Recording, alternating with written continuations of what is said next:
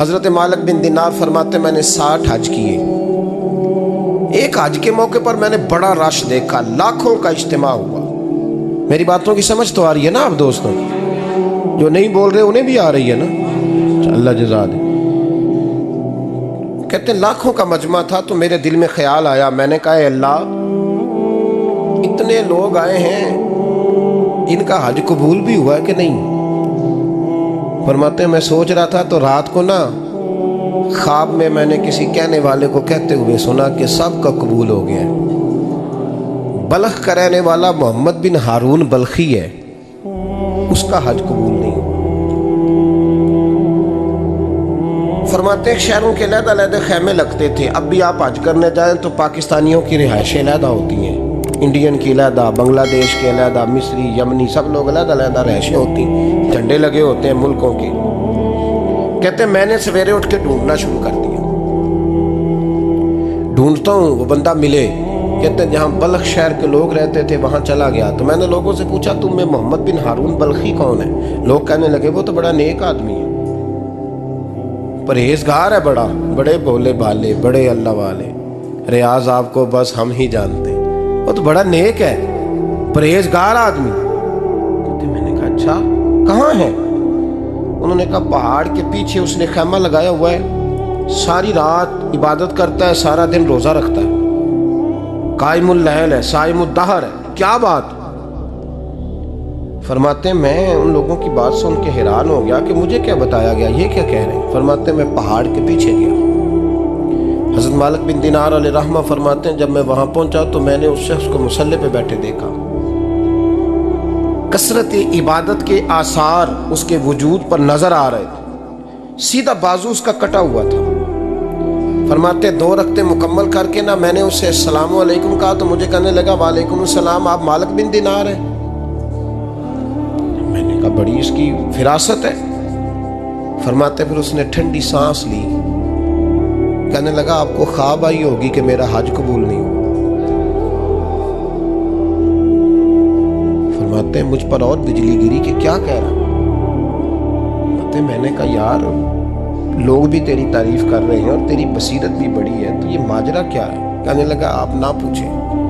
یہ کہہ کے اس نے رونا شروع کیا، دیر تک روتا رہا. میں نے کہا نہیں یار تو بتا.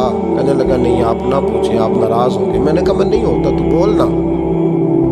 کہنے لگا حضور 24 سال ہو گئے مجھے حج کرتے ہوئے، 24 سال، 24واں حج ہے میرا، اور ہر سال کوئی اللہ کا ولی آ کے بتاتا ہے کہ جا چلا جا تیرا کوئی نہیں قبول ہوا. بے پروائی ویک سجن دی جتھے کسے دی پیش نہ جاوے، انہیں تاجاں والے در در رولے تے منگتیاں تخت بٹھاوے. آزم کسے نو کارا ملدا ہی کوئی کعبے و خالی آوے.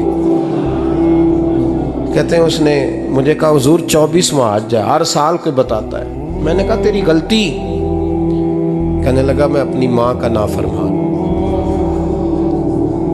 میں نے کہا واقعہ کیا ہوا؟ کہنے لگا حضرت اللہ نے مجھے دولت دی، مال دیا، زمینیں دی تو میں عیاش ہو گیا.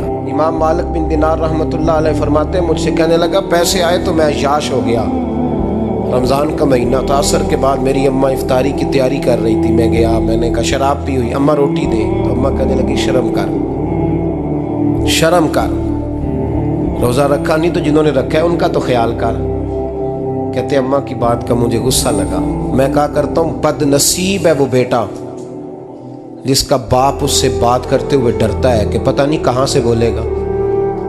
بد نصیب نہیں وہ بیٹا جس کی ماں اس سے بات کرتے ہوئے سہم جاتی ہے کہ پتہ نہیں کون سی بولی بولے گا. بد نصیب نہیں کہ ماں باپ بھی جس سے کھول کے بات نہ کر سکے.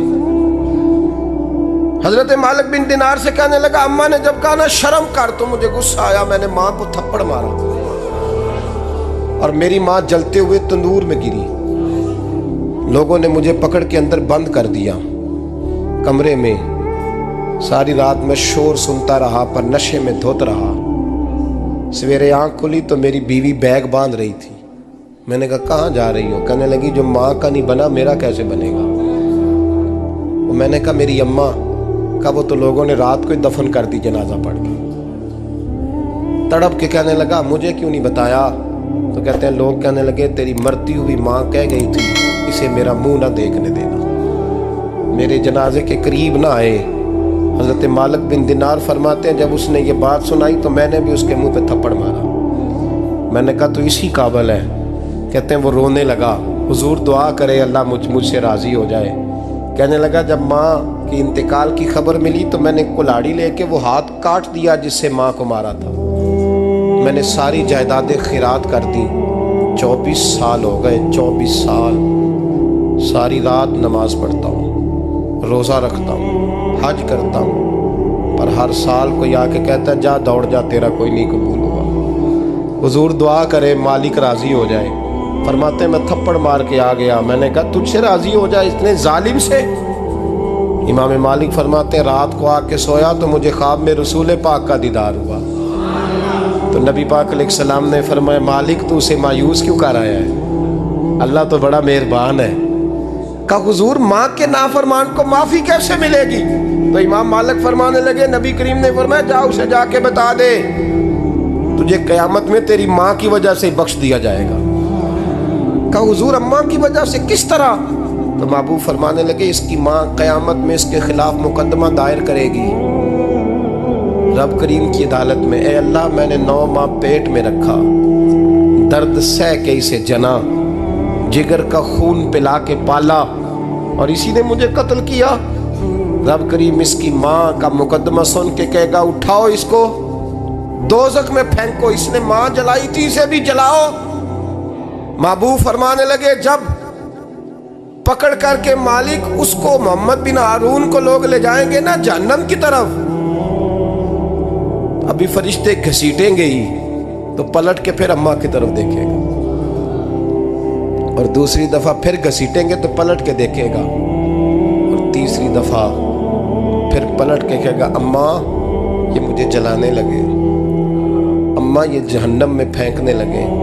میرے حبیب فرمانے لگے وہ جل کے مرنے والی ماں وہاں بھی بول پڑے گی، کہے گی